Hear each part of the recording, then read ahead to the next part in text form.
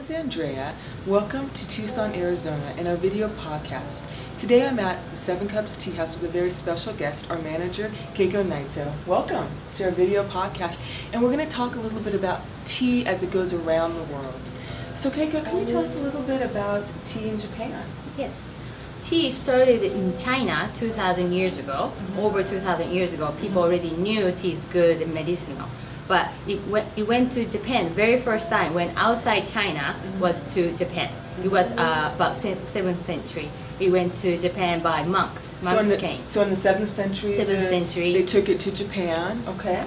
And then after that, about another Zen monks. They're all Zen monks. Zen monks went back to Japan twice.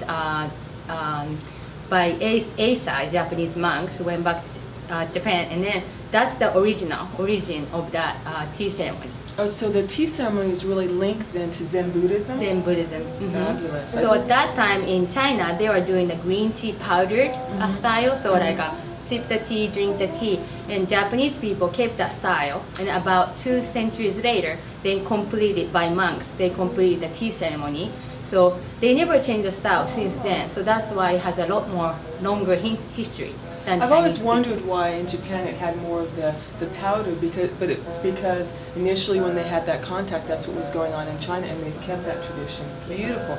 Well, how about if we make some green tea matcha? So when we make matcha tea, we only need just a little bit of water. Even the bowl is big, and then I put a little bit of tea. It's about half a teaspoon of a matcha powder tea.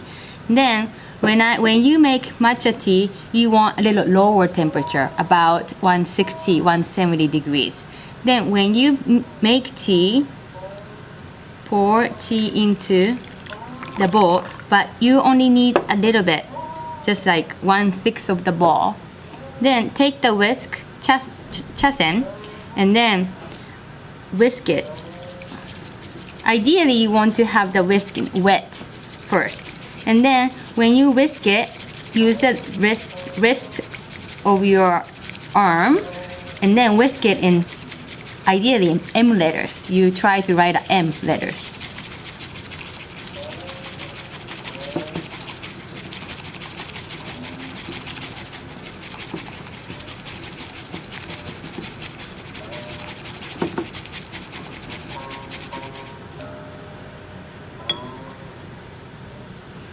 And now, here is the nice and foamy, thick matcha tea. Thank you.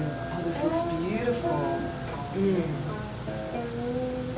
So, when we have a tea, Japanese matcha tea, it's a little bit of bitterness. But this form is very thick and creamy form, but nice thick taste to it, but has a little bitterness to it. So traditionally in a tea ceremony, during the tea ceremony, they like to have a little bit of Japanese sweets, typically made with like red beans and pounded rice, and have a little sweetness. And then after that, they drink a little bitter and foamy, creamy matcha tea. So they balance it out the taste in that way.